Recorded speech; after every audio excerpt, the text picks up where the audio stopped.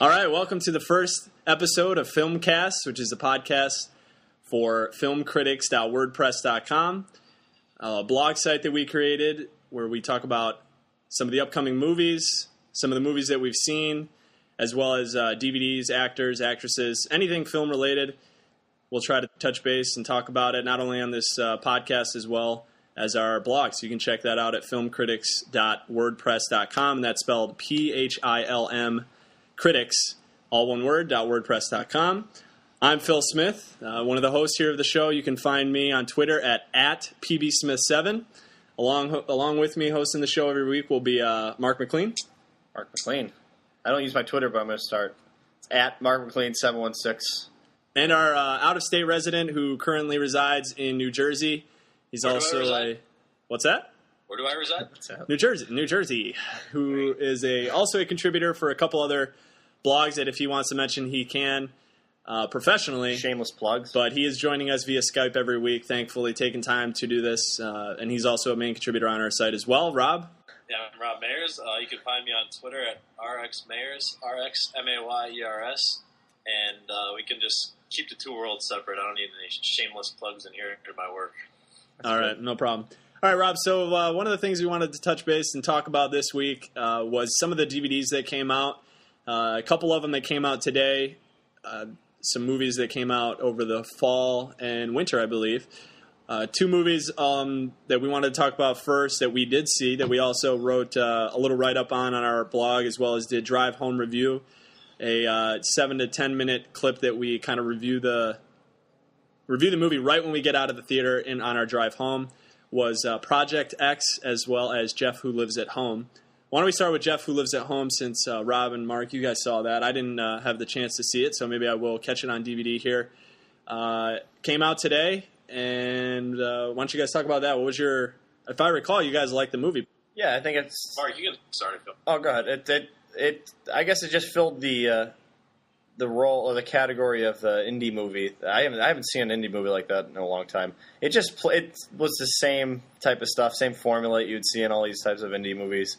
But that's not to say it was a bad thing. I thought I think from what we thought originally, Rob, was that if you didn't have Jason Segel in it, and if you didn't have the characters who were in it, it would have been kind of a weak movie. But they themselves played a major part in making that movie good, because they were just, it would be what I would call a throwaway movie if it didn't have actors that we both thoroughly enjoy in it. Like between Ed Helms and Jason Segel, their performances alone drove the movie to a point where it made it enjoyable for us, even though the story itself was really nothing special, kind of typical of an indie movie, and just the artsy soundtrack and the clicky clacky guitar in the background, just everything was pretty formulaic, but at the same time, it was. I thought the whole thing, the actors is who I liked the most in that. Susan Sarandon was forgotten in that, but it was a good movie. But it wasn't great by any stretch of the imagination. But I would definitely go and see it again, and it would be one of those things if someone rented it or someone just had it at their house. I'd be like, yeah, I'll watch it. For those that don't know, it's Jason Segel starred in it, and he's really just a slacker who's in his late 20s, lives in his mother's basement, and he's on the way to the store to buy something to repair a cabinet for his mother, I believe. And he's like a deadbeat, right? Like he doesn't have a job or anything. He reminds me of Jason Lee's character from Mallrats. He's just got a sweet basement lair, hangs out down there all the time, and just looking to find his way in the world, I guess is the best way to put it. Yeah. He's overly dramatic when it comes to signs and when it comes to fate. Everything along those lines. But Jason Segel's a man. He's a funny guy. He just seems nice. So his movies always make you feel good. And Ed Helms, who isn't in, Hangover. Cedar Rapids, he did too, which I really like. That's true. But to me, I'll always just see him as Andy Bernard. But I'm amazed he doesn't get more work in film, because I think he's one of probably my top 5 in terms of comedic actors right now. I just think he's a really funny guy, and it seems like he has more range than people give him credit for. And I would like to see him in more stuff, but for some reason I don't know if it's his schedule with The Office or what, but he doesn't seem to be as much movie as I think I would like him to be in. And just another TV side note for Ed Helms, I've noticed that he is slated to appear in the pilot for Mindy Kaling's new show that starts up next year, or actually later this year.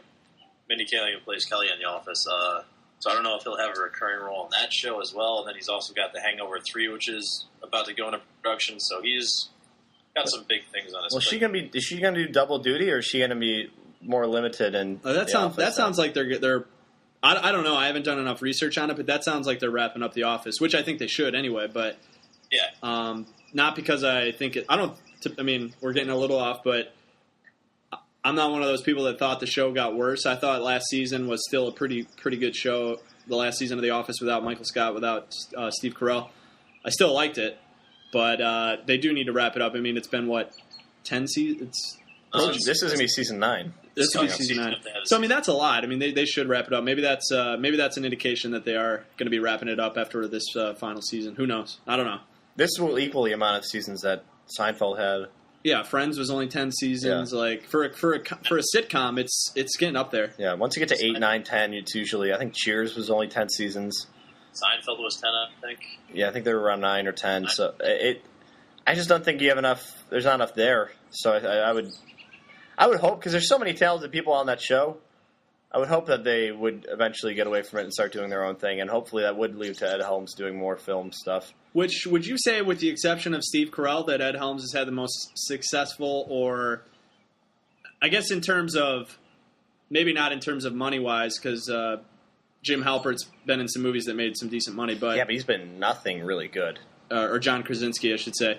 Yeah, he hasn't. He hasn't been anything great. But Ed Helms, you think he's had the most He's had the most popular movie career?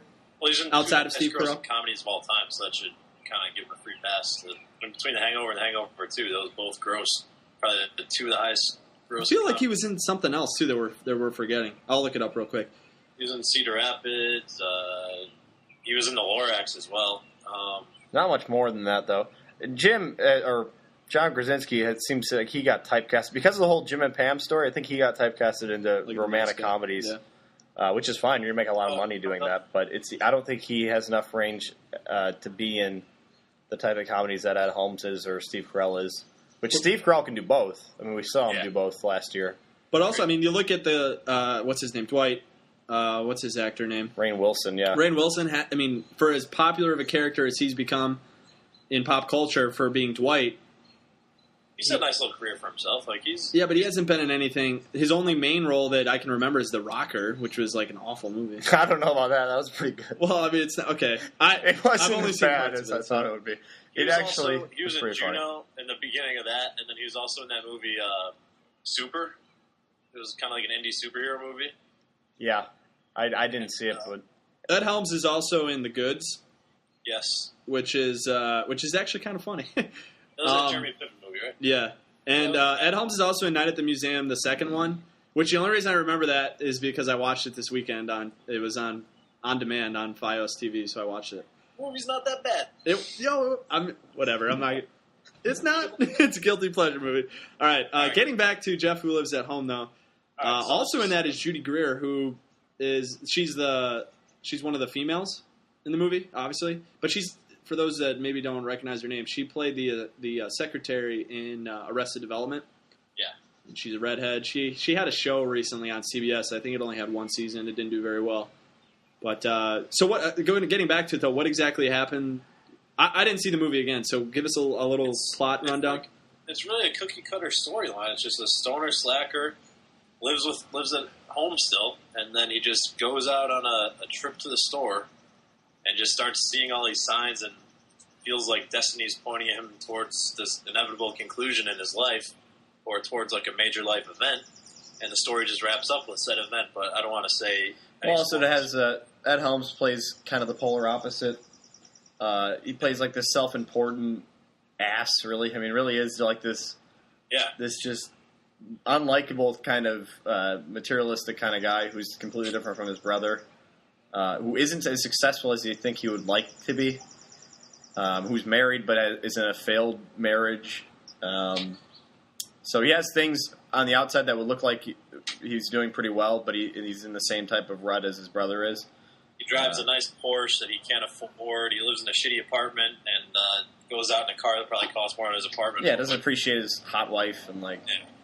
But that the whole movie itself, like Rob said and I said, it wouldn't. And we mentioned this in the Drive Home review that we did. It wasn't great, but I think the characters in it were good. But what's the other movie that was coming out on DVD this week? Project X, which is a movie that Rob and I saw.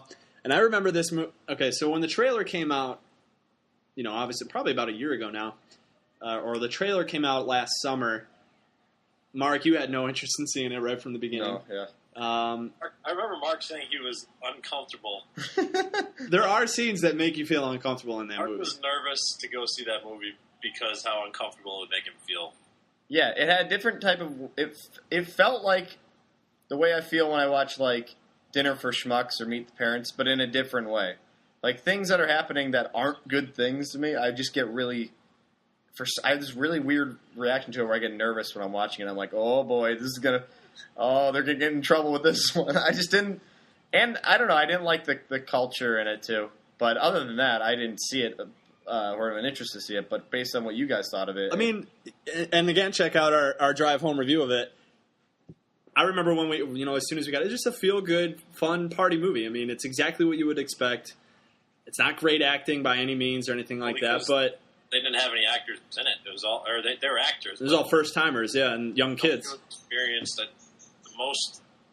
I can't even think. I mean, the parents I didn't even recognize. Yeah, even the guy... None of the adult roles were anything or anybody big or anything. I feel like there was one guy that I remember, but I can't remember his name now. So obviously it's not noteworthy. But it's a fun movie to watch.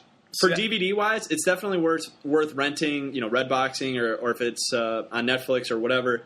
It's definitely worth checking out. It's a fun movie. It gets you in a party mode, I guess you can say. So that's one of the things that if it was fun, I guess my one thing is the trailer didn't convey that as much as it looked more serious than fun almost at a lot of points. Like it didn't look like a fun party movie like I would put like Can't Hardly Wait in. No, it's not like that. Oh, no.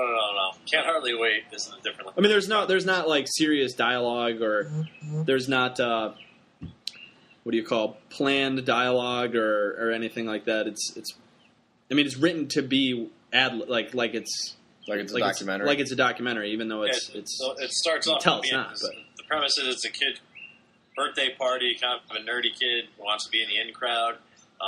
His parents go out of town for a trip. They leave the house to him. It's a party story. They leave the house to the kid. Yeah, it's a pretty typical party story. That one seemed like the first movie that was like really promoted with using the internet and Twitter and stuff like that. I think it was the first movie I saw that really utilized the hashtag in the title. Yeah. Which I'm seeing that more and more now. Even this movie called Hit and Run, which is starring Dax and what's his name? Huh? I haven't seen that one. The guy Bradley Cooper.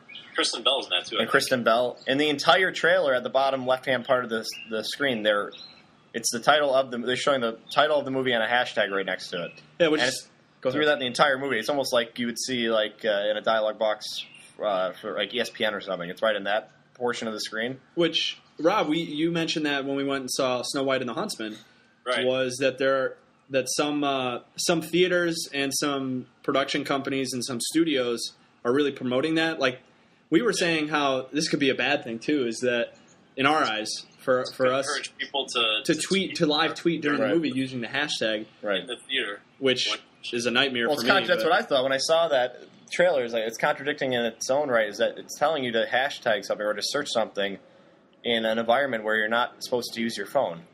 Right. So that's what's scary to me about it. But yeah, it was one of those first movies that was social media interactive.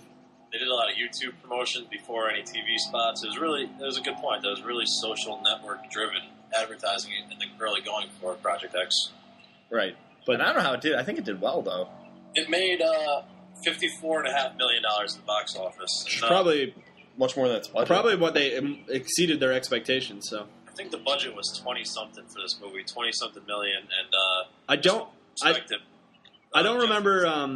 I don't remember the kid's name, but the main character, the one that throws the party. He's kind of a dweeb, I guess you could say. He's a little. His name was Thomas. Yes. Okay. So Thomas's friend. the Jewish kid. Yeah. Have you seen him recently? No. Costa, was that his name? What was it? Costa? Was that the kid? Costa, yeah, that's it. That was it. So he was at the MTV Movie Awards. Oh, boy. And he was nominated for Best Dirtbag, which Jennifer Aniston ended up winning for Horrible Bosses.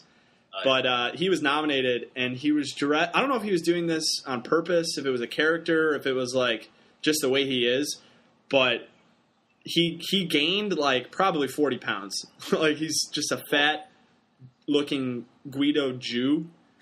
Like he has the curly hair, but he was wearing like a purple tracksuit, and he was drinking. He had like a plastic cup of beer, like at the MTV Movie Awards. He's like in the third row. And they were showing him. He's doing something. And it was weird. It was like if he's playing a character, like I didn't know that's the type of actor he is. You know what I mean? Like, well, he's weird. In production right now for 2 different movies. He's in one called Runner. It's a movie with Ben Affleck and Justin Timberlake, and then he's also starring in the sure to be a hit Grown Ups 2. Oh, really? Oh boy, this kid's going in the right direction, so to say. Well, at least he's getting roles, so obviously he did something right. Yeah, no, that's probably what it is. I'm assuming he's probably doing something. All right, well, that makes more sense. All right, so anyway, both those DVDs definitely worth checking out, I would say. Yeah, they're both worth checking out. I wouldn't say they're necessarily must-buys for any collectors, but definitely a Redbox or Netflix, and if you find them really cheap down the road, it's not a bad buy. You know what, Rob? This reminds me.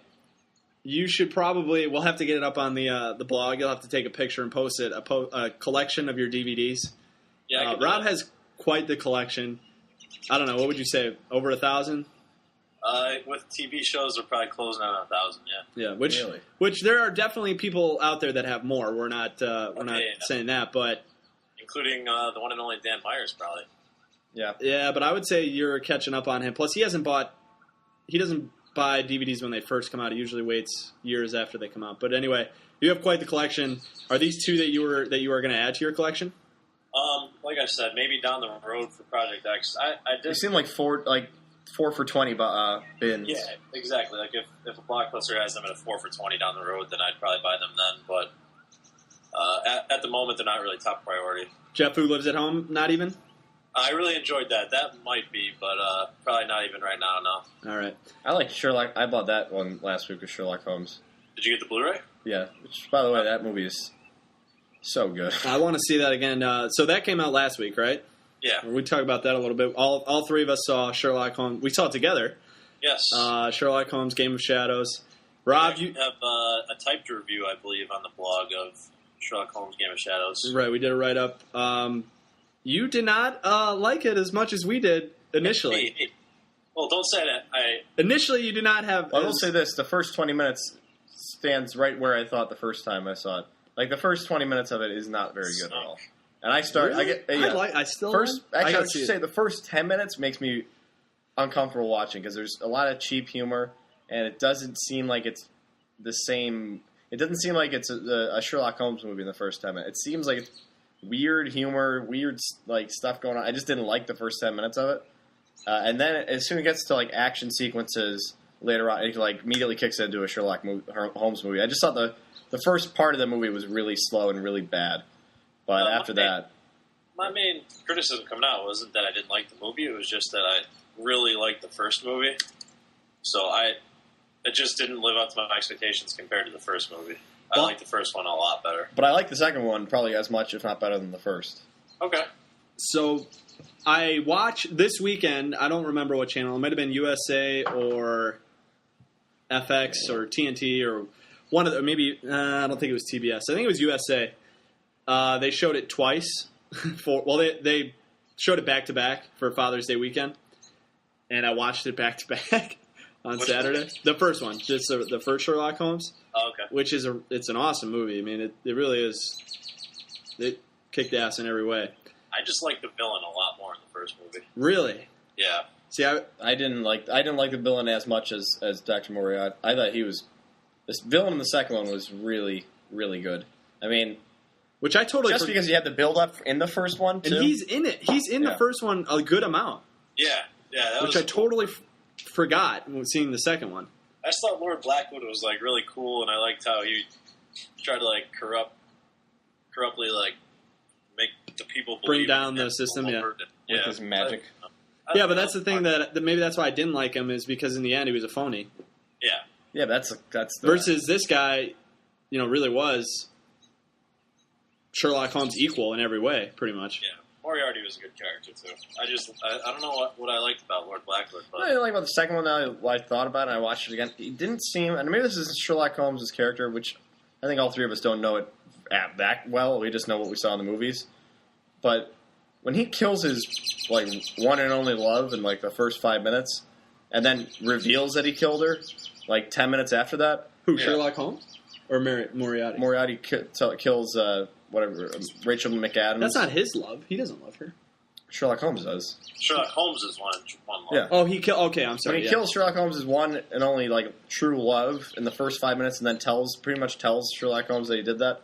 There doesn't seem to be a lot of emotion like after that, and it's almost like it's passed over. Yeah, that's later true. on in the movie. Like that's the one thing I didn't understand. Maybe it was because Sherlock Holmes is such a weird personality that he shuts it out. Like the scene where he just throws the bloody napkin off the boat, sees it smells it one last time, and throws it off the boat, and that's pretty much when he forgets about it. And maybe that's his character, but at the same time, it didn't seem like there was a lot of anger there, which I don't know. Maybe that's just conventional movie seeing Mark. That I would assume there'd be some sort of revenge there. No, I think it makes sense towards like what you're saying. His character is just so quirky and weird, and never really seemed to show much emotion.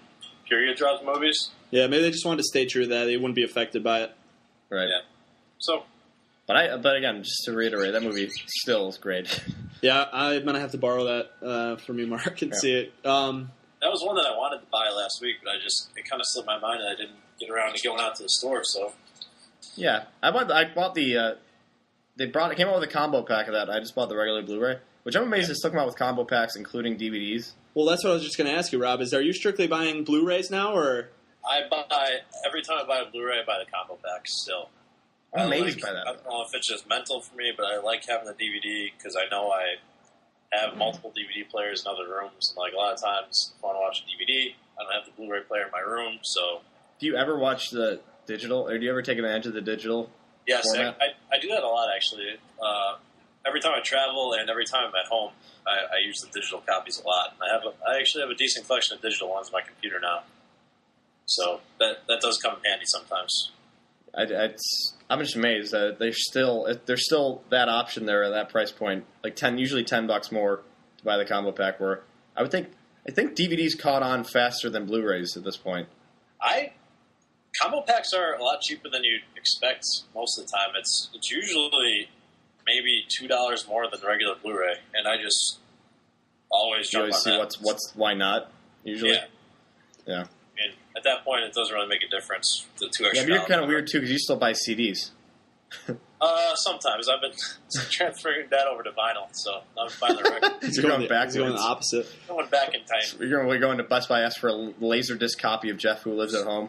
Oh boy, a VHS. All right, any other movies that came out on DVD in the last 2 weeks that are of note? Or I'm sure there were, but maybe we're just missing. Shit, but one that I think is worth mentioning for all of us because we're all big fans of his is Louis Season 2 was released this week. No other movies though.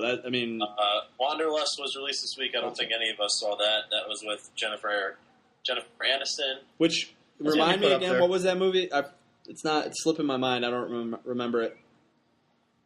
It's like a sex colony, not a sex colony, but it's like a. Oh, Paul Rudd's in it. Yeah. Oh yeah. Okay. But that one was one. They go to the commune. Yeah. That actually qualified as one that I wanted to see, but never ended up getting the time, or I just completely forgot about it afterwards. I'm in a totally same boat as you. I really want to see that because anything Paul Rudd's been in, I usually give a chance to. Yeah. And just never got around to it, so I might actually check that one out on DVD. That's one of those things that comes out in the winter, and I guess we're not really in full movie mode at that point. Yeah, exactly. And you just got other stuff going on, and you just forget. I think it was late February that came out, and I just forgot about it. But yeah, that one, that'll definitely be one at least, Redbox, just because it seemed to be fun. It was just like Paul Rudd's other movie, the one that came out in September last year. Already a Brother? Yeah, which is really funny, which actually. is hilarious. Movie was Like, great. Already a Brother ruled. Like, And also in Defense of Wanderlust, it is the same director as Wet Hot American Summer. has David Wayne directed that? David Wayne directed that. Really? So Well, a lot of most of the cast was the same cast that was in like Wet Hot or The 10 or something like that. yeah, I'm pretty sure Elizabeth The guy who Banks plays was in it. Jesus is in that movie. Who played Yeah. Jesus So- in The 10. But yeah, anything David Wayne does is usually really good.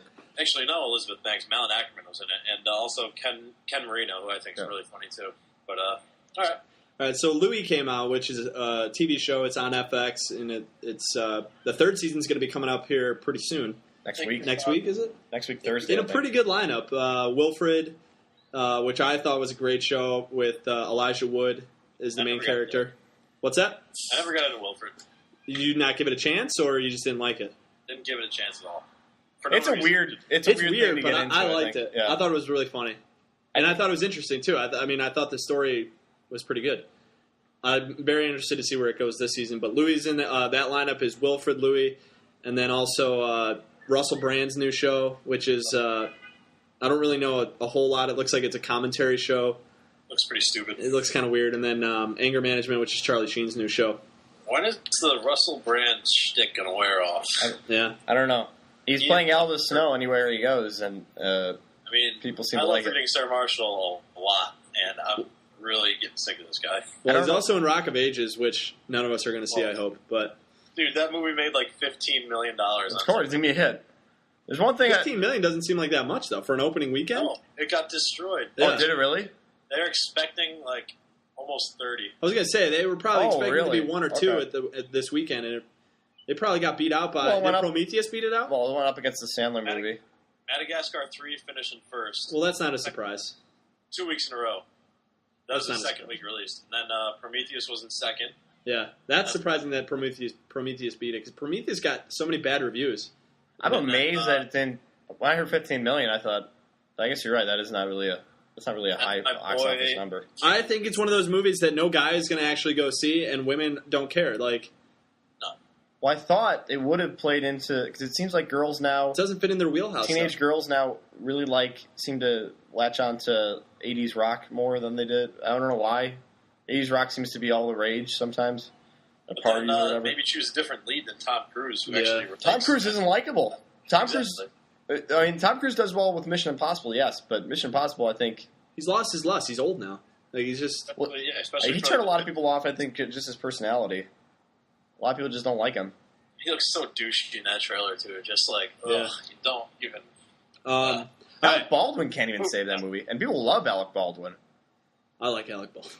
All right, so but Louis is coming out on DVD, second season. I enjoyed both seasons, but I thought the first season was much better than the second. I he took- disagree with you on that one. He I took thought more season chances in the second. That's the thing. He wasn't straight. I don't think he was trying to be as silly in the second.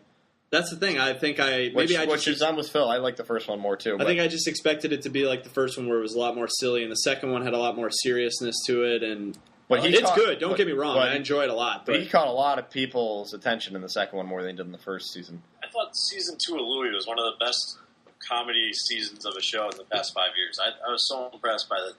Like Mark said, season 1 he didn't really know his limits yet, and after the success he had in season 1, he really took it to the next level with the offense levels that he was willing to risk. Well, and also getting it noticed. Like the whole Dane Cook thing yeah, that was But big. yeah, was humongous. I mean, that really that blew up on the internet for like a good week. People were talking about that. So the scene where he was jerking off in his chair yeah, and he left the radio on in the kitchen, and this really depressing like murder news story comes on the news. He just like is really bummed out. Stops jerking off for about 3 seconds, and then gets right back to it. yeah. I will say, dude, in this second season, there is one scene that the first time I saw it when it live when it was first aired, and I've watched it multiple times since then.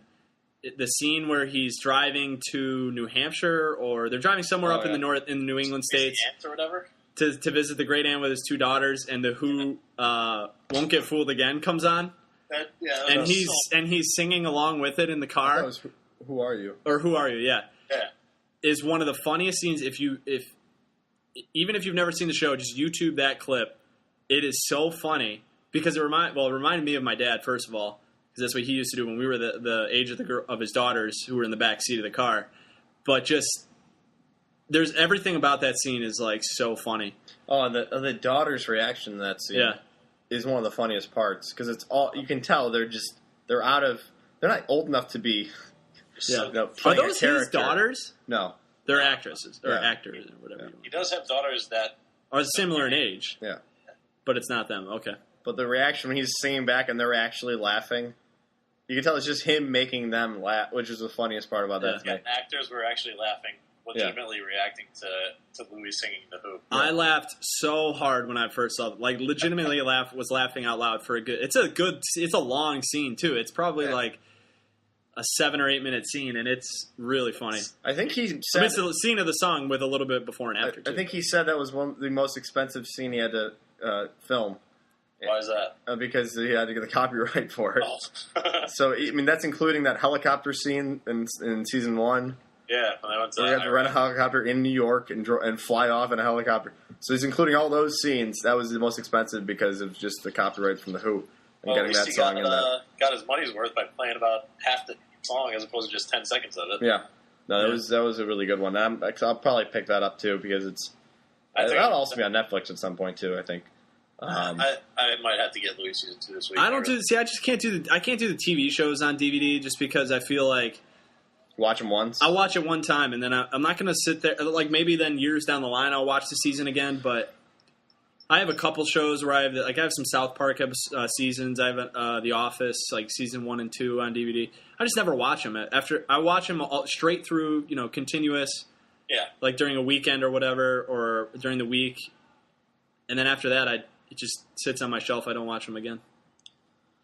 All right, I find them good for falling asleep to DVDs. You put it in a disc, and then you can just press play all. You got like 6 episodes, you just loop. And well, that would wake you up. That DVD menu would probably wake you up if it's a theme sleep song. Timer, bro. Sleep timer. All right, so that'll wrap it up for DVDs that came out this week. So if you get a chance, check some of those out, either through Redbox, Netflix, if you want to buy them, or however else you rent movies or buy them on iTunes or whatever. But check those ones out. Why don't we go right into movies that are out this week? A couple of them that I haven't seen a movie since Prometheus, which came out about a week and a half ago. Which you can check out our drive home review of on the website. Right. But you saw a movie this week, Rob. We'll get into that one second, because I really want to know what Mark had to say. He saw today, and I can't believe you spent...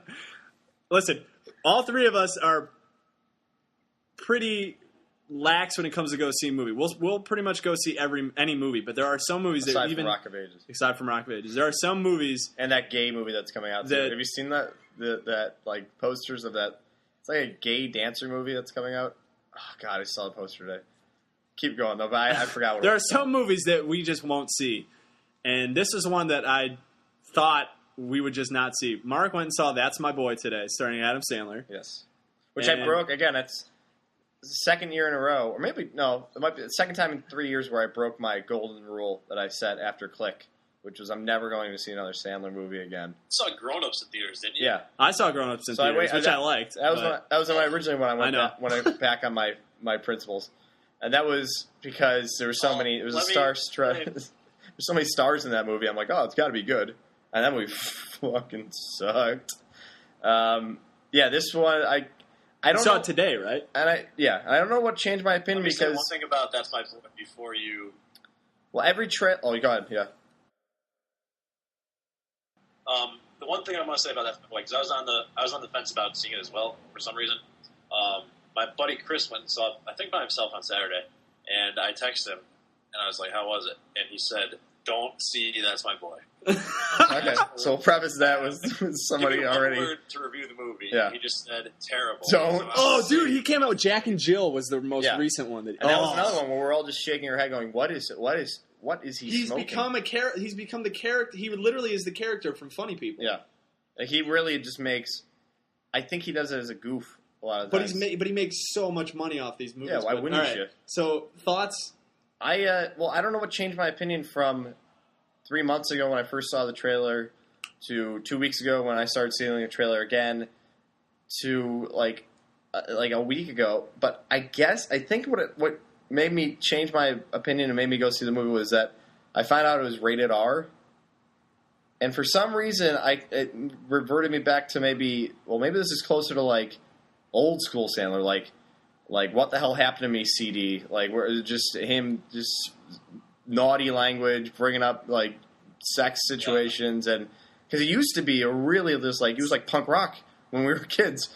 He was like he would come out with shit and just he would swear. It was the first time I Happy ever Gilmore style, like first time I heard like gross and just utter vile language and horrible contexts, and that's what I think got me to the point where I'm like, okay, maybe I'll go see this movie because it's rated R. Maybe it's got to be different from a Grown Ups or a Jack and Jill if it's rated R. It can't be geared toward kids. It can't have this like we love the WWE, but it's PG and it's a lot of it. The storylines are geared towards kids. This was like Attitude Era Sandler stuff that I thought it would be like. It's a stretch. Yeah, well, I'm just saying like really raunchy, naughty language. I was just like, okay, I'll go see it. At the very least, they're going to start swearing. And it wasn't that bad. What? Like, it wasn't... Look, I thought it was going to suck. And I went into it. Maybe that's why I didn't think it was that bad, because I thought it was going to be terrible. But it really wasn't that bad. On the scale of Sandler movies, I would say it's right below Mr. Deeds. Because Mr. Deeds we all like, but Mr. Deeds clearly isn't... It's a kids movie. It's for kids, yeah. Well, Mr. Deeds. But Mr. Deeds isn't as good as Happy Gilmore or Billy Madison. You know what I mean? I would say it's below Mr. Deeds and Wedding Singer. Because it's not good. I will never say it's good.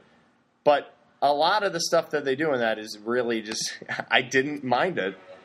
And it wasn't as bad as I thought it was going to be.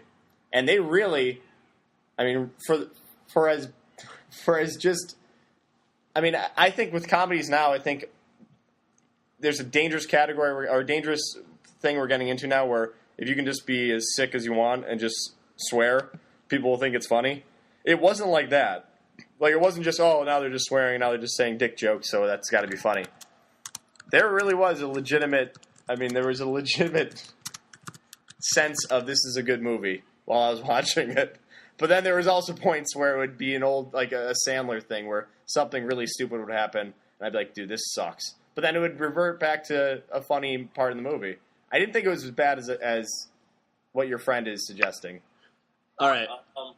Yeah, I never. I mean, but you had expectations for this movie not to be spectacular. Like, you didn't go in there expecting the next great comedy. You went in there with lower expectations, which we have all become accustomed to.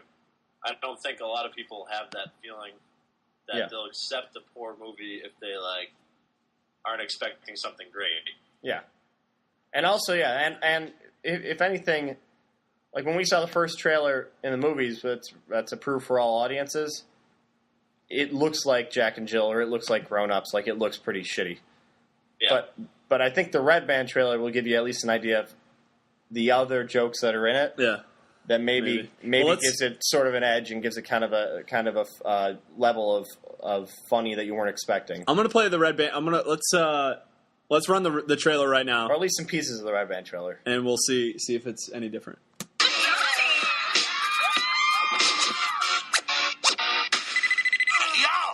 I'm in the jacuzzi. Hang on. Keep that lid for me. Take my fucking shoes. Wear them if you want. Whack. Oh. All right. Well, sounds like the goat. He does sound like it, right? He sounds like the goat in that. I mean, at least there was some swearing in there, but still, it doesn't like. Well, that's a very small. Is this the whole trailer? Or is this a? I don't know what I thought it was. Of the trailer. Prison. You haven't paid taxes since '94. Oh my God, that's Rex Ryan. Yeah, Rex Ryan's in that too. 43,000. No. You got to come up with a way to get this money. Holy cow, that's my boy. He moved out when he turned 18. I haven't seen him since. He's one of the youngest hedge fund managers in the financial industry. Maybe your son can help you. Hi, your old man is here. What are you? Are you serious? Like this? This trailer is not doing. Well, this is the same. There's no raunchiness in this. This isn't doing it justice. Trust me. I'm sweating right now because this is really bad.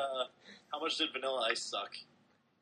He wasn't that bad. Oh my god! Oh, okay. Look, okay. I'm not gonna say he was like Morgan Freeman in Shawshank, but he wasn't that bad. Like, I looked at it and it was better than Grown Ups. It was better than Click. It was better than all this other shitty Sandler stuff that he's put out in the past 10 years. And it had F words in it, and it had jizz jokes in it. How was? And I don't expect anything more than Sandler. I never expected that much more than from Sandler. Was Andy Samberg funny? Yeah, and he's funny too. Andy Samberg's pretty funny. Hot Rod is really I funny. like Andy Samberg a lot. And you know who's in it? Actually, who is one of my favorite characters in it is Peter Petrelli from Heroes is in it, Oh yeah. and he's really funny in it. It gets really gross at some points too, Like, what do you mean? like just liquids being ingested that aren't supposed to be. Sex scenes that are Like Borat, kind of awkward, No. disgusting, or no, but there's a relationship, a sexual relationship in this that is really uncomfortable that they talk about and they show, and it tests your ability to laugh at something that's just really fucking gross. That I think most people would look at and just go, dude, that's fucked up. That's not even funny. That's really weird. Do you want me to tell you what it was? I don't care. It's giving away a major plot point, though, and That's My Boy. So I don't know if you really want to do that. But it's not nearly as bad as people think it is. Let's avoid spoilers, I'd say. Okay. Because it would be a spoiler. I don't even want to get into it. But like I said, I think Sandler's done enough now to where there should be a scale of 1 to 10, like Happy Gilmore being 10, Billy Madison being like 9 or 8. And then you would have like Grown Ups 2 and Jack and Jill 1. This is right around. This is like a 4 or 5. So Okay. it's average in the sense of an Adam Sandler movie, but it's Where would you put Mr. Deeds on that chart? like 6, maybe 5 or 6. What about Funny People? Well, Funny People's not an Adam Sandler movie. I don't. He's in it, but it's not an Adam Sandler movie. He didn't direct it. He didn't. He's just in it. Yeah, That's the response I was expecting. but it wasn't like. I suggest going to see it, especially because we all like seeing movies on our days off. Yeah. And if All right, if I go see it, I will laugh pretty hard. yeah, there's a few scenes where I laugh. A few scenes. Yeah, a few scenes where I actually like. There's other people in the theater, and usually I don't laugh out loud in the theater. There were a few scenes where I laughed out loud in the theater. Were other people laughing too? Yeah. Okay. All right. Well, And just nothing more. Don't even look at anything more into this. Nothing more than dick jokes and and saying fuck. But other than that, it is really fun. And he sounds like one of our best friends' dad throughout the entire movie. So, that also is. I just look at that. I'm like, oh, it's Mr. Gardner. It's throughout the whole movie. But I didn't hate it nearly as much as I thought I would, and also didn't even think I was going to see this movie, and I did. When I went up to buy the ticket, there was the black lady at the counter at Regal. I was like, can I have one for that stupid Adam Sandler movie? And she laughed, and I was like, I can't believe I'm every year I continue to give this guy money. Like, I'm really mad at myself for doing this. And she's like, I said the same thing too. I don't know why I'm watching this. I don't understand. So we're all sucked into it, but I wasn't as angry that I wasted $8 and gave it to Adam Sandler as I was. I was furious after Grown Ups. Absolutely furious after I saw the movie. Because it's like they didn't even try. It was just 6 guys hanging out. yeah, that's what made it great. Oh, I hated it. All right. And you know what's going to make it even worse? They got a second one coming, and they're going to do the exact same fucking thing, and it's going to be so bad. Yeah. Yeah. And the second one, if it's going to involve this guy, I wonder if it's going to be them when they were kids or something. Like, what's the deal? What is it going to be? Yeah. I don't know. It's just I'm not very into that movie. All right. Well, Rob, you saw a completely different type of movie this week. Yeah. Not at all in any way, shape, or form similar to That's My Boy, except for maybe the cast that was in it was pretty star-studded, and that was Moonrise Kingdom, which is kind of an indie film, I would say, but is it the same director that did Life Aquatic, that did Royal Tenenbaums, and Wes Anderson. Okay, Right and now, Bill Murray's in it. It's going to get a more wide release, I think, June 29th, but right now it's only showing like LA and the New York area, so it'll probably spread more widely and gain more notoriety in the next 2 to 3 weeks, I'd say. Did you see it by yourself? I went with my roommate, Kristen. I was going to go by myself after work, but I ended up just going with her because I came home and she wanted to go. Did you? Okay, so what thoughts? I mean, what was? It ended up being. Well, have you guys seen? I've seen a couple. I've seen the trailer for it a couple times, and at first it didn't. It was one of those movies where I was like, I'm probably not going to go see this. The story didn't grab my attention right away. However, there are so many big name actors in it. I mean, Bill Murray and Bruce Willis enough is like, okay, maybe I'll go see it. And I was going to wait to see what you said about it. I really like Wes Anderson. I've seen a few of his movies, not all of them yet. But I don't hate any of the movies he's done either. I don't really like him, but I like his style. He's got a unique shooting style. He's really artsy. The music and the scenery and the colors. But I really liked the Darjeeling Limited was a cool movie. Oh yeah. The Fantastic Mr. Fox, even though it's like a weird movie, I really like that. But this movie, my appreciation for his movies as well as this cast, I just really wanted to see it because you have Bruce Willis, Edward Norton, Bill Murray, Frances McDormand, who we all love from the Coen Brothers movies, Tilda Swinton, Jason Schwartzman, Harvey Keitel. You just have Harvey Keitel's in it. Yeah, you have an insane cast, and it kind of made me want to see it in and of itself. He's like the Woody. He's like oh, sorry, go ahead. Wes Anderson he's like Woody Allen at this point. People just want to be in his movies, no matter what. He also has his crew that really just does his movies. Like Owen Wilson's in so many of his movies. Yeah. Jason Schwartzman's in a lot of his movies. Bill Murray's in a lot of his movies. He gets a lot of people who he uses over and over again. And I guess that's where that comes from for part of it, at least. I mean, it does give him credibility, I guess. Yeah. Exactly, and the movie really centers around, it has all these great actors in it, but it centers around two characters who have never acted in a movie before, which are the two children who named Sam, I can't remember the girl's name, Sam and Susie. They're in 6th grade, I'd say, maybe a little bit older than that. These two kids fall in love one random day without their parents knowing or anything, end up running away. They were pen pals for a while, but then they met up at an agreed spot, and they ran away into the wilderness, really. They lived on a New England island. They ran away into the wilderness, and the story focused on their struggles with love, I guess. It was kind of weird that way, if I'm explaining it not. But Bill Murray is the girl's father. He goes on the quest to find the kid, and Bruce Willis is a cop on the island, and there's a conflict between those two guys, and it's just cool seeing all these adults, Ed Norton, Bruce Willis, Bill Murray, Frances McDormand, struggling to find the kids, and it sounds terrible the way I'm describing it, by the way. I was going to say, it sounds like a real comedy. So, I mean, it's worth seeing, though, would you say? When it's released nationwide, if it's... It's only an hour and a half, so you're not going to be sitting there forever. It was really, really funny, just because if Ed Norton and Bill Murray and Bruce Willis, I'd say, are three of our favorite actors, but Edward Norton's great. Really He's my best fan. No, but Edward Norton's awesome. He doesn't get enough credit for what he can do as a comedic actor. Like him and Death to Smoochie. Yeah. It's fucking great. Yeah, he was really funny in this movie, too. He was like the scout leader, because the kid Sam, the Cubs, or I forget, the Cub Scout or Khaki Scout, whatever he was called. And he ran away from Ed Norton's troop. So Ed Norton sounds the alarm and starts working with all these other little kids to try to find him. And he was really, really, really funny. Yeah. I mean, I guess the biggest thing with me with Wes Anderson movies is I just don't... I think you got to be in the right mood to watch it. I don't know if that makes any sense. Like tired and kind of... I don't know. To me, you don't have to be in any mood to enjoy a Coen Brothers movie. And they put their own mark on it to where you know what you're... when you're watching a Wes Anderson movie, there's no doubt.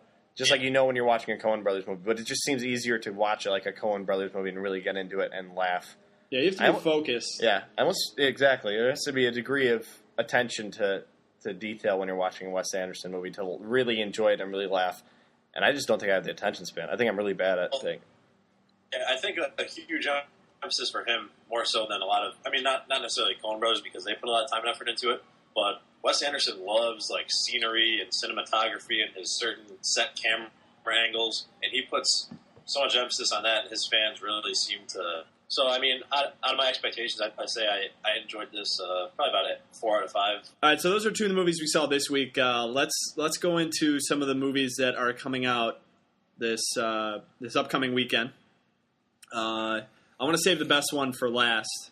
Well, maybe not necessarily the best, but the most anticipated one for last, which would be Abraham Lincoln Vampire Hunter, which comes out on Friday. But also coming out this weekend is Brave, which is the new Pixar movie. Now, Mark and I were talking about this a little bit before we did the Philmcast here, and that was the fact that it's not a movie that with the Pixar movies, I mean, obviously they're kids' movies. You know, nobody would deny that. With the exception of Toy Story 3, which was recently came out, there's never, for us at least, there's never a huge anticipation to go see it. Yeah. But they always deliver. I mean, even movies like Up and WALL-E. Peter Dragon. I didn't see that one. That one's DreamWorks, but yeah. But the Pixar ones, I enjoy them. I mean, even you know, at our age and where we are in our lives, even though we didn't, you know, obviously none of us have kids or anything like that, I still enjoy watching them. Obviously, Toy Story 3 was different because that was a movie that we did see as kids and we grew up with. But this is just another Pixar movie, Brave, coming out that probably not going to see it in the theaters. It'll come out on DVD. I'll watch it, and I'll probably enjoy it. Right. Well, it doesn't seem to have the anticipation that seems to be like there with a lot of Pixar movies when they come out. Like this one seems to be every Pixar movie is a major hit, and I have no doubt this one will be the same. But there's this element of risk here that I'm not seeing from other Pixar movies. It seems like this one could bomb. Yeah. I don't think it will. I don't think it will, but it just seems not in numbers, not in box office numbers, but maybe in. I don't think there's a doubt in my mind though that it's not going to do as well as any. Like I think it'll be the worst grossing Pixar movie, which relatively speaking, it would be bad. But you know, when you compare it to any other movie, I think it'll do fine. How do you feel about that, Rob? The only thing I was saying, Cars 2 was probably going to be the worst Pixar movie. That one got ripped by everybody. Yeah. I think that one came out? I forgot it came out. Yeah, that's how bad it was. Brave, I might end up seeing Brave depending on how much time I have. I really like going to see Pixar movies. I don't know. I got some faith in this. I trust Pixar at this point to just give it a shot. Might see it in 3D too. Yeah, I think animated probably it'd be better 3D than it is with a lot of other movies. With Brave, I think this is a point. This isn't an original point at all, but it's the first Pixar movie other than The Incredibles which focuses on human characters. Oh, that's right. Which might also Up was, but yeah, it's true. This one's really it's really different in almost every way than your standard Pixar movie. Which I don't know if that's a good thing or a bad thing, but I think the numbers, the box office numbers, will speak for themselves. I think this was a risk on their part, but again, a risk that they can make because I think they're still going to make money and they're still going to, you know. So how much of a risk is it? But in terms of what Pixar usually does, this movie in almost every way seems different, from the story itself to the characters to not having a notable voiceover actor in there at all. Yeah.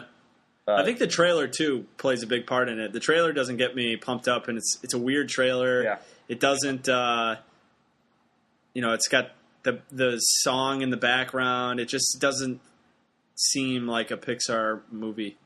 They've been advertising the hell out of it too, but I agree. The trailers have just not. I mean, I hope it doesn't do justice because the trailers are a huge disappointment to me. Yeah. And I don't know if Pixar is trying to jump on the success of How to Train Your Dragon because that movie did really well. It seems like very similar characters and very similar culture being portrayed in the movie. So I don't know if that was their angle as well. I thought it was more like a throwback to the way Disney movies used to be made. Like, yeah, almost like a fairy tale type of, like a Robin Hood or something like that. That's what I always saw when I first saw the trailer. That's originally what popped out to me is that it's like Pixar trying to do an old time Walt Disney movie. So we got I like. You two guys both probably won't be seeing this in theaters, and I might be seeing it in theaters. So overall anticipation is moderate to low, I'd say. Yeah. Yeah, no, I don't want to see this. It brings me to one other point before we get into Abraham Lincoln, which is a weird sentence, but I just saw this new trailer and I posted it to your Facebook, Rob, and we'll throw it up on the blog also. There's a movie coming out by Disney, and I only saw the trailer once, so I don't know that much about it. I don't know when the release date is, but it's called Wreck-It Ralph. Wreck-It Ralph.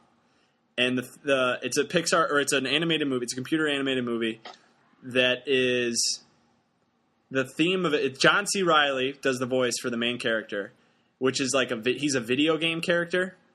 It's like an old school arcade game, and the guy is like this big, huge. He's the bad guy in the video game, and he like destroys buildings with his arms. And he's named Ralph, and he goes to like a counselor. He goes to like a therapy group for video game villains. Yeah, that's him right there. He goes to a counseling or therapy session with video game villains, and they're real villains. Like Bowser from Mario is in it. Oh, really? And like all these notable, recognizable characters. Dr. Robotnik are also. I think he is. Awesome. I think he is. And it's really so that right then and there I was like, oh, this is cool. And so the whole story is that he's sick of being the bad guy. Like he doesn't understand why he's the bad guy. So he doesn't go back to his video game. And like when people play it, like in the arcades, there's no bad guy, and he starts going to other video games. He starts joining so he's in other video games and like he's ruining them. They're all like, "Dude, what are you doing? This isn't your game. Get out of here." So it looks pretty cool. It looks pretty interesting. Is it a Pixar movie? It's Disney. That's the thing. So it's a Disney computer animated Disney. movie. So, and a few other interesting points about Wreck-It Ralph. It's coming out November 2nd. Other members of the cast are notable female comedians, which Sarah Silverman and Jane Lynch are also starring in it. And the movie is also 2.5 hours long, which is kind of odd for a Disney movie. When's it coming out? Yeah, I don't know. It comes out November 2nd of this year. Yeah, I'll throw the trailer up on the blog, so check that out. But it looks pretty good. It looks pretty cool. It looks like a good story. So that's an interesting story. It's like it's one that it's different. Just based off the description, I haven't seen anything about it. But just based off the description, it sounds like really fun and interesting. Yeah. The thing the trailer I saw that I got excited about, which was now we're finally getting into the new trailer season, which is trailers you haven't seen. Yeah. Whereas if you go to movies and you go as much as we do, and you're going for 2 months in a row or every week for 2 months in a row, you see the same trailers over and over again. So they're finally starting to get new ones. And one that's coming out that I saw today, which really looks funny, is that new Will Ferrell movie. Again, maybe because I'm. Maybe my expectations are going. Campaign? It looks so funny. Because Seth Galifianakis, it's his character. We were talking about this. Character Seth Galifianakis. Zach Galifianakis is going to carry that movie. Yeah, Will Ferrell's going to do a good job, but I'm not. It's not a Blades of Glory. No, but how much have we loved for years that YouTube video of Zach Galifianakis doing that his brother? Yeah, Seth Galifianakis, and it's just him in the whole movie. Like that whole movie just looks fun, and it didn't look. When it first started, when I first started watching the trailer, it looked like just, your standard Will Ferrell, maybe just, I don't know, bashing Republicans or going against one side. I don't know who's the Republican or Democrat in this, but both of them look like idiots, which is like going to be the really funny part about that movie. And I think they did. It was one of my favorite trailers in a while. I didn't know anything about it the first time I saw the trailer, and you start off and it's just Will Ferrell. Yeah, and it's like it's pretty much a mock campaign advertisement, really. Then that ends. And then the second campaign advertisement rolls with just Zach Galifianakis. So you see both of these characters. Oh, I didn't see that one. We'll probably throw that trailer up on the blog for you guys, too, because that looks really, really good. And that's coming out later this year as well. All right, so last thing maybe we'll touch on for this Philmcast is a movie that's coming out this weekend that I'm like really, really, really pumped to see, which I know Mark doesn't share the same feeling. I think, Rob, you're pretty pumped to see it as well. I'm really pumped to see this movie. Abraham Lincoln, Vampire Hunter, which is based off of a book, which I have not read. But from the trailer, like the name of the movie as well as the trailer just it does it for me. I really can't wait to see this movie. I think it's going to kick ass. It looks great. I love the shots. Like the cinematography from the trailer looks pretty great.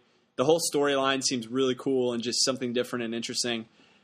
Mark, you just saying it's not grabbing your attention at all? Yeah, I know. For some reason, it's just not getting me pumped. Like, I'm going to go see it, without a doubt, but I thought it was a really cool idea, and I didn't know it was a book beforehand. The name of it really got me, and I was like, oh, that sounds really cool. And then the trailer came out, and for some reason, I just didn't get... Maybe I'm just not into the vampire and zombie stuff, or as much as other people are. I'm not either, but that's not what I'm pumped about. It's just Abraham Lincoln as a hero, like greatest leaders with like superpower, like super strength. Yeah, It's sick. It's not doing it for me for some reason. I don't know why. I felt the same way about when the trailer first came out. I was really looking forward to it because I heard good things about the book from a few of my friends who had read it. But then the first trailer came out and it looked really average. It didn't do the movie justice. It looked like, and then the Red Band trailer. So I haven't seen that. Out, and it totally changed my opinion. The Red Band trailer kicked ass, and it made me want to see the movie in 3D, which I'm planning on doing this weekend. Yeah. See, I haven't seen the Red Band trailer. I always thought it was the trailer for when it played before Prometheus. Oh, okay. And that one I was just like, okay, yeah, it's all right, I guess. I mean, you're going to see it, though. Yeah. There's nothing about that has deterred me from seeing it. So I might see it next week, and I might be like, shit, this is awesome. But at this point right now, I'm going to go into it with not low expectations, but not as high maybe as Phil's or yours. At this point. But there's so many good movies that have already come out this summer and that are coming out this summer that are still to come out. I think it's going to be one of those underrated ones that we're going to look back at this summer and be like, yo, that movie's... that movie was one of the better movies we saw this summer. And you're like, oh yeah, I forgot about that one. Yeah. So that has that potential, I think. But it looks pretty cool. Mark made a comment last week, last week or earlier in this week that he was more pumped to see Battleship than he is this one. Yeah. Which I think was ridiculous. Rob's face there was priceless. That's ridiculous. No, that's totally accurate, though. I'm the rare crew that actually enjoyed Battleship. Very few people can say that. Mark, I know, I hated it. I thought it was fun. Really American patriotic movie, which got me really into the Memorial Day spirit. And that's why I liked it, I think. But to say that you're more pumped for that than... the trailer for Battleship got me more amped to see it than you're crazy, the trailer. Man. I think it might be simply just marketing. I think the trailer for Abraham Lincoln, maybe because they don't have as much money or what, didn't light a fire in me where I'm like, dude, I gotta go see this.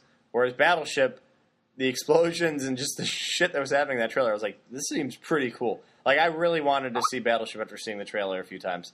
I still do not have the same amount of enthusiasm about Abraham Lincoln Vampire Hunter. But that might change completely after I see it. They also force-fed those Battlefield trailers down your throat for about a month leading up to the release. You haven't really had that with Abraham Lincoln. So yeah, no, you're right. They just started showing them really more than anything else. I mean, as soon as June hit, that's when you started seeing the Abraham Lincoln stuff. Whereas Battleship, I think we were seeing trailers when we went to go see The Gray. We were seeing trailers. Yeah, that's true. You've been seeing those trailers for about 6 months now, so that might just be that. Yeah, there was some there was teasers for Battleship. There was no teasers for this one. Well, I'm pumped to see it. I don't think I'm probably won't. I'll try to see it before we do the next Philmcast next week, but hopefully I can. But I'm not gonna be able to see it this weekend. I'm gonna be out of town. But so don't let me know too much about it. But Rob, you'll see it for sure.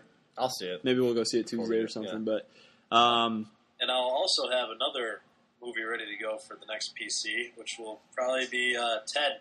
That comes out this week. I got an advance pass to see it a week from. Actually, I got it for Monday, so I'll be seeing that Monday. All right. Well, we'll talk about that. It'll be right there for me too. We'll talk about that one when it comes out, when it releases, because I do want to see that, even though it's stupid. That's my boy category. Yeah, but that looks funnier than That's My Boy. That's My Boy was pretty good. I think this is a discussion for another podcast. All right. I think that's going to about wrap it up for our Philmcast here today. If you have any other comments or any other topics you want to touch base on or talk about real quick before we end this? I think I'm all set. I'm really happy with how it went, and look forward to doing this over the next coming weeks. Yeah. All right. Well, that's going to wrap it up for us. We'll get the tweaks out of this too. Yeah, and again, check out our blog if you're not there already. But keep checking it. We're going to try to post stuff, a couple things a week. We're going to keep up with the hot or nots, the drive home reviews, as well as our weekly Philmcast. Again, that's Film Critics, PHILM critics.wordpress.com. And you can also find us on Facebook, and you can like us there for some more up-to-the-minute updates. Do we have a Twitter at any point there? Yeah, we might make up a Twitter because I really don't want to bother my friends that don't care about this. Yeah, you might see a Film Critics Twitter down the road in the near future, but also just Film Critics on Facebook. 2 separate words, Film Critics. You can find us there. We'll get that going. All right. Well, thanks again for tuning in, and we will see you next week. Thank you. All right, Bear. See ya.